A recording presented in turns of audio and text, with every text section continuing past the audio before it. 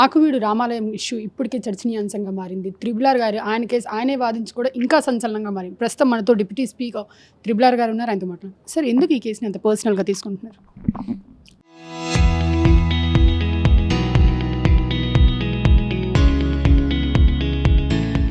డెఫినెట్గా రాముడు is close to my heart.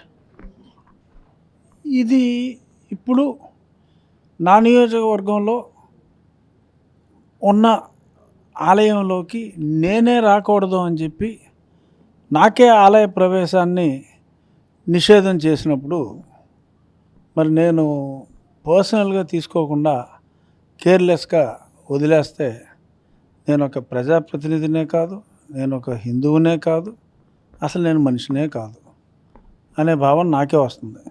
So కాబట్టి పర్సనల్గా తీసుకున్నా. వేరే మతాలని కులాలని కావాలని మీ మధ్యలో తీసుకొచ్చి వాళ్ళ మధ్యలో చిచ్చు పెడుతున్నారని వైసీపీ వాళ్ళు మీ మీద ఆరోపిస్తారు. దీన్ని ఏమంటారు? వైసీపీ వాళ్ళకి అది బ్రతుకు తెరువు అని నేను అంటాను. ఎందుకంటే నేను ఏ మతం మధ్యన చిచ్చు పెడతలేదు. ఏ మతంలో ఉన్న వాళ్ళని ఆ మతస్థుని అని నువ్వు ధైర్యంగా చెప్పుకోగలగాలి. ఆ మత విశ్వాసాన్ని నువ్వు పాటించాలి. నువ్వు ఆ మతంలోకి వెళ్ళి ఆ మతాన్ని చెడగొట్టడం సమంజసం కాదు. నువ్వు క్రైస్తవాన్ని నమ్మితే క్రైస్తవాన్ని ఫాలో అవ్వు. క్రైస్తవం ఏం చెప్తుంది? కుల వ్యవస్థ లేదు అని చెప్తుంది. కుల వ్యవస్థ లేని క్రైస్తవంలోకి నువ్వు వెళ్ళి నా క్యాస్ట్ రిజర్వేషన్లు కావాలని చెప్పి గొడవ చేస్తే అసలు నువ్వు క్రైస్తవుడివా? కానప్పుడు కాకుండా నీకు క్రైస్తవం కన్నా నీ కుల రిజర్వేషనే ముఖ్యం అనుకుంటే ఇక్కడే ఉండు. ఆ ఫలాలు ఏ మతం వారికైతే ఇచ్చారో ఆ మతస్థుడిగా ఉండి ఫలాలు అనుభవించు.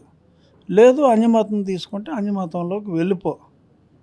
ఫలాలు హిందూ మతంలో ఈ కులానికి ఉన్న ఫలాలు కావాలి, కానీ నేను క్రైస్తవుడిగా ఉండాలి అని చెప్పంటే క్రైస్తవులే దాన్ని అంగీకరించలేదు.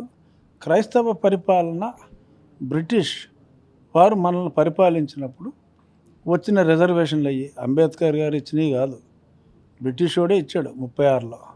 ఆ రిజర్వేషన్లు ఇచ్చినప్పుడే ఆ బ్రిటిష్ వాడే ఇండియన్ క్రిస్టియన్స్కి ఇది చెల్లదు అని వాళ్ళే చెప్పారు. ఎందుకంటే they don't want to spoil the fundamentals of their own religion. So మీరు ఆ మతాన్ని విశ్వసిస్తే ఆ మతంలోకి వెళ్ళాలి.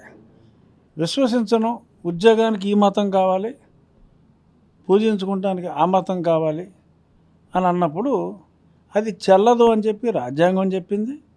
అర్థం కాకుండా వ్యర్థ మాటలు మాట్లాడే వాళ్ళకి మొన్న తాజా సుప్రీంకోర్టు తీర్పు స్పష్టంగా చెప్పింది. విజయ్ కుమార్ ఐఏఎస్, జాడే శ్రావణ్ కుమార్ జేబీపీ అధ్యక్షులు, మీరు వాళ్ళు తక్కువ క్యాస్ట్ కాబట్టి వాడు వీడు అని మాట్లాడుతున్నారని ఆరోపిస్తున్నారు వాళ్ళు. అంటే ముందు నేను వాళ్ళకన్నా తక్కువ క్యాస్ట్ అని వాళ్ళు భావించినట్టున్నారు. నన్ను వాడు వీడు అని చెప్పి వాళ్ళు మాట్లాడితే నాకు ఒళ్ళు మండి.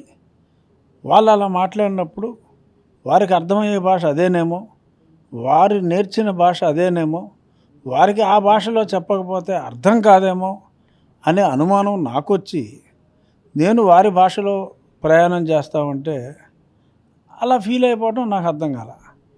మరి నేను ఎంత ఫీల్ అవ్వాలి? నాకు వారి క్యాస్ట్ నాకు అనవసరం, వారి మతం నాకు అనవసరం. Give respect and take respect. నన్ను కొట్టారు దారుణంగా కస్టడీలో. నా కేసు నేను ఫైట్ చేసుకుంటున్నా. నా కేసు నేను ఫైట్ చేసుకుంటా ఉంటే మరి నోటుకు వచ్చినట్టు ఏకవచనంలో మాట్లాడినప్పుడు సరే, ఒక ప్రభుత్వ అధికారి ఏకవచనంలో మాట్లాడినా ఏమీ మాట్లాడలేని నిస్సహాయ స్థితిలో కొద్దిమంది ప్రభుత్వ పెద్దలు ఉన్నారు. దానికి నేనేం చేయలేను. కానీ ఎవడో ఏదో చేయలేక నోరు మూసుకు కూర్చున్నాడని నన్ను నువ్వనో ఇంకోటనో మాట్లాడిన వాడిని ఏం చేయమంటావు? ఏదోటి అనాలి కదా అన్నా. మిమ్మల్ని డిప్యూటీ స్పీకర్ పొజిషన్ నుంచి తొలగించాలని ప్రెసిడెంట్కి జాడే శ్రావణ్ కుమార్ లెటర్ రాశారు. దీనిపైన మీ కామెంట్ ఏంటి? రాసుకోరా అని చెప్పి మాట్లాడితే ఓ లెటర్ రాయమంటూ ఉంటాడు. రాస్తారు. తప్పే ఉంది. అతనికి డిక్టేట్ చేసి తెలివితేటలు ఉన్నాయి, రాయడానికి ఎవరినో పెట్టుకున్నాడు, రాస్తాడు, తప్పే ఉంది. ఫైనల్లీ అమరావతి బిల్ పాస్ అయిన తర్వాత కూడా మావిగానే బెటర్ అని వైసీపీ వాళ్ళు ఆరోపిస్తున్నారు. అసలు మావిగన్ మీద మీ రెస్పాన్స్ ఏంటి? మా మీద రెస్పాన్స్ ఏముంటుందమ్మా, పిచ్చోడి మాటలకి అర్థాలు ఏముంటాయి చెప్పు. అంటే నేను జగన్మోహన్ రెడ్డి గారిని పిచ్చోడు అంటలా, ఆ మాటలు పిచ్చి మాటలు అంటున్నా. ఇప్పుడు ఒకసారి పార్లమెంట్లో కూడా పాస్ అయిపోయిన తర్వాత పెంటగన్ చెయ్యి, మావిగన్ చెయ్యి, లేకపోతే ఇంకోటి, పెంటగన్ అంటే America head quarters, military head quarters. So అలాగా నోటికి వచ్చినట్టు మాట్లాడితే మనం జాలి పడాలి తప్ప, ఆయన వాడికన్నా చూపెట్టండి రా అంటాడు కదా రావు రమేష్ గారు, అలా అనాలి తప్ప ఇంకంతకంటే మనం ఏమంటాం. ఇప్పుడు పార్లమెంట్ అన్నా గౌరవం ఉండాలి. పార్లమెంట్లో పాస్ అయిన చట్టం ఇంకా పాస్ అయిన మరుక్షణమే మావిగన్ అంటే ఉద్దేశం, వేరే ఉద్దేశం ఏదో ఉండి ఉంటుంది. అంటే ఏదో కొంచెం కన్ఫ్యూజ్ చేయాలనే ఉద్దేశం ఉండి ఉంటుంది. ఎందుకంటే Jaganmohan Reddy is a very smart politician. అతను ఏదో లోతుగా పొలిటికల్గా ఎంతో కొంత రాజధానిని ఇబ్బంది పెట్టగలం మనం అని అట్లీస్ట్ ఆయన మాటల ద్వారా అన్న పెట్టగలం అని పూర్తిగా చేదాటిపోయింది. పార్లమెంట్లో కూడా బిల్ పాస్ అయిపోయింది. మళ్ళీ దాన్ని అండూ చేయాలి అంటే జగన్మోహన్ రెడ్డి గారి పార్టీకి రేపు సీట్లు కూడా పెరిగాక ఒక 500 సీట్లు వస్తాయి, ఆయన ప్రధానమంత్రి అయితే ఏమో మావిగన్న వస్తుందో ఏ గన్న వస్తుందో.